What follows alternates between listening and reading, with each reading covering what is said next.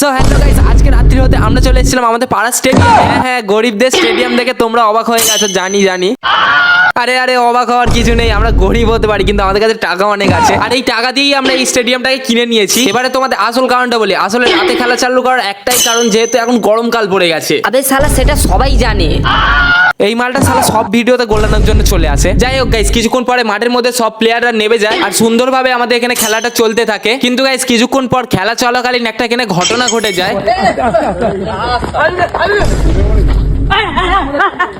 আসলে গাইস মাঠের অবস্থা একটু খারাপ ছিল, যার কারণে সবারই খেলতে একটু অসুবিধা হচ্ছিল।